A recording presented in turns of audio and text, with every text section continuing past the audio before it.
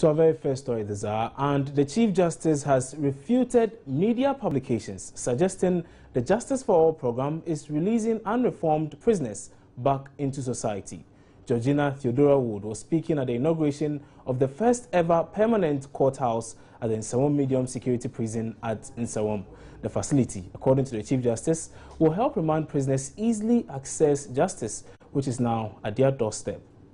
This is the latest in a string of reforms meant to help decongest Ghana's prisons. The courthouse, according to Chief Justice Georgina Theodora Wood, will have the status of a high court and will sit on daily basis depending on the number of cases available to be heard. One other measure ongoing to decongest the prisons is the Justice for All program.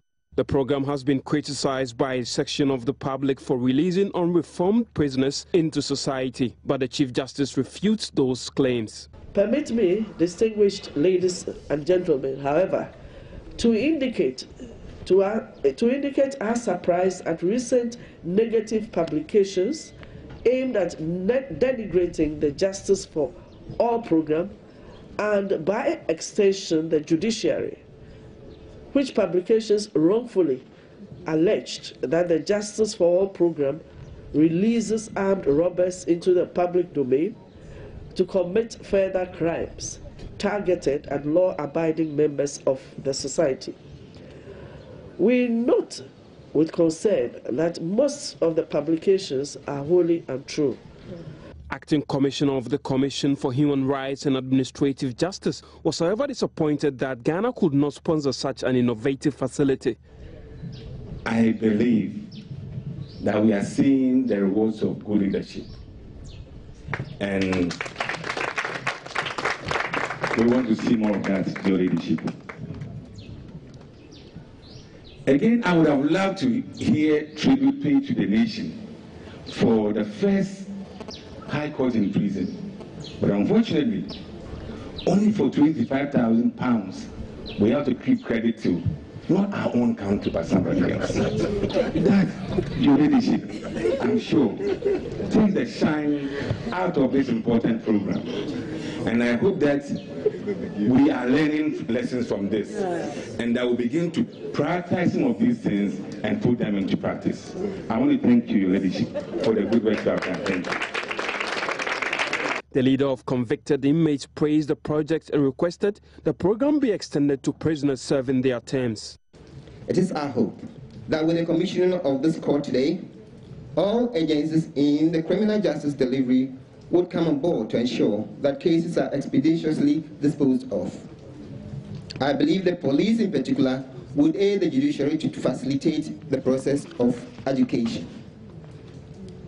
The leadership, a humble request, however, is that this court may be mandated to review cases of inmates who had already been convicted and wish to appeal or have their cases reviewed, so that equally the risk of transporting appellants to and from Accra could be reduced. The Privileges Committee of Parliament yesterday continued hearing of World Health Organization scientist Professor Alex Dodu's contempt case. Now, the atmosphere was similar to the first hearing, but what perhaps dominated proceedings were apologies.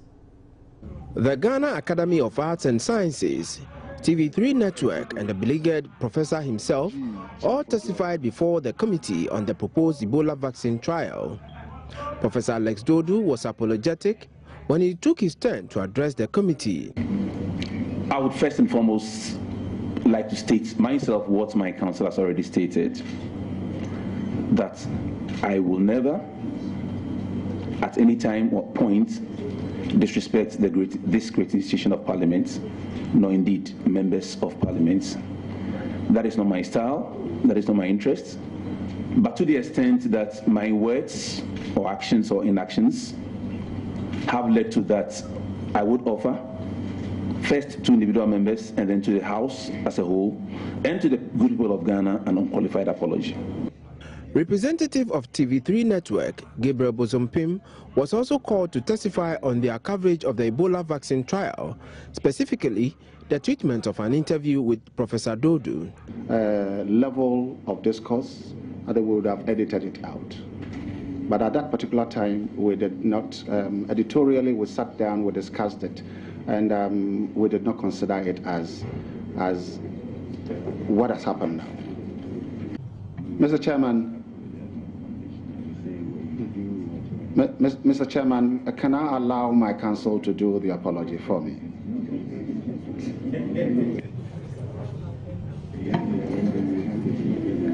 Mr. Chairman,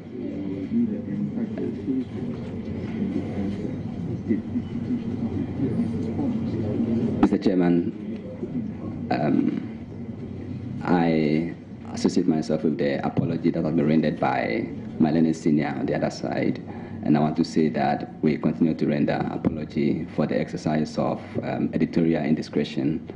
The committee will present its report to Parliament when investigations are complete. Emmanuel, Joy News, Accra. A law lecturer, Professor Courthouse, has branded members of Parliament as completely ignorant for misinterpreting Article 115 of the 1992 Constitution to mean Parliament is immune to strong criticism. Now, the US-based law lecturer told Joy News the caliber of reasoning exhibited in Parliament is embarrassing.